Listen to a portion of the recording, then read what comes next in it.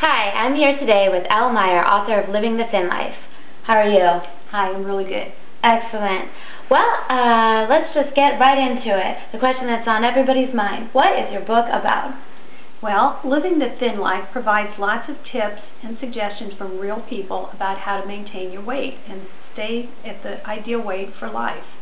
I've maintained my own weight for over 9 years, and I'm telling my story and the tips that have worked for me. I want to share that with others. So what made you want to write the book? Well, I've always loved books. I've always wanted to write, and I finally found the time once my children grew up. I was also inspired by my father, who wrote several fascinating books about our family history. Excellent. So, other than your years of experience in maintaining your weight, what are your qualifications for writing such a book? Well, actually, this book is written based on my own experience and the experiences of dozens of other real people that I interviewed. I don't have credentials in the diet or fitness industry. This is just real life experience that I'm drawing from, and from many other people who have contributed their ideas. Well, that's something we can all relate to. So, give me one of your diet tips. Well, the important thing is that you find a plan that works for you. So a tip that might work for me might not work for someone else. In my book, I provide a lot of different tips for you to choose from to build your own personal plan. Here's an example of a tip that really works for me. I love dark chocolate.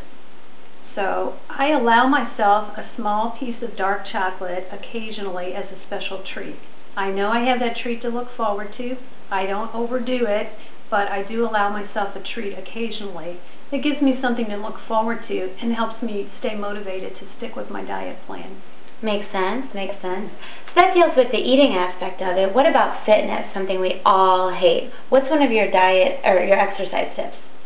Well, one tip would be to try to build exercise and activity into your everyday life. Everybody's heard you should take the stairs instead of the elevator. Well, how about running up the stairs every time you need to go? Just a little extra boost. Stay active, jiggle, fidget. You're spending time anyway. Actually, you burn 50% more calories standing compared to sitting. So building activity into your everyday life is one great way to burn calories. Alright, so that sounds good. Say I've got my diet plan and my fitness plan, but what about those days where you just don't feel like doing it? How do you stay motivated? We all have those days, I'm afraid. You really need to reach inside yourself and understand what your own motivation is. Just like your diet tips and your exercise tips, you also have to have unique motivation strategies that work for you. You may be motivated by a desire for good health. Staying thin and being at an ideal weight will help you stay healthy. It can help avoid a lot of diseases that can be caused by obesity. So maybe when you're not feeling really motivated, just think to yourself, I want to be healthy. I want to be fit. Maybe that'll keep you going.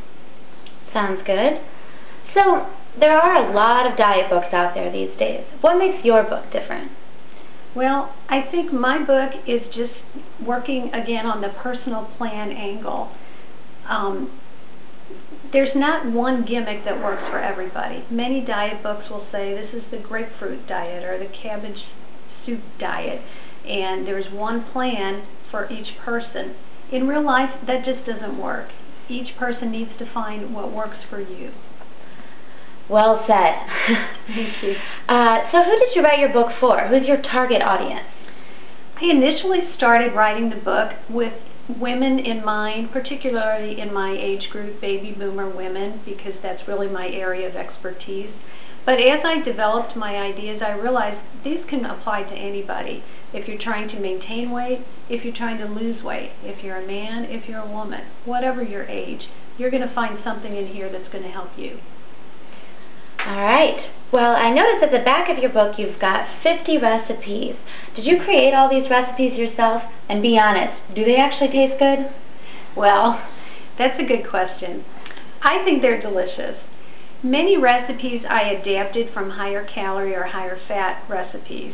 I'm great at finding a recipe in a cookbook, a magazine, or the newspaper, and then kind of tweaking it, making it my own, reducing the calories, making some substitutions, maybe a little different seasoning.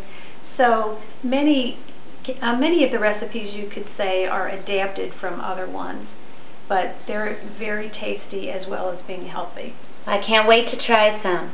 So, last question. What's the significance of your title, Living the Thin Life? Well, to me, living the thin life means living the good life, having self-confidence, not worrying about what do people think about your appearance. You can be confident, just walk into a room, be yourself. Don't worry about your appearance.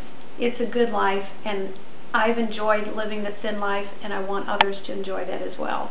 Excellent. Well, for anyone who does want to live the thin life, go to www.livingthethinlife.com and order your copy today. Thanks for your time. Thank you.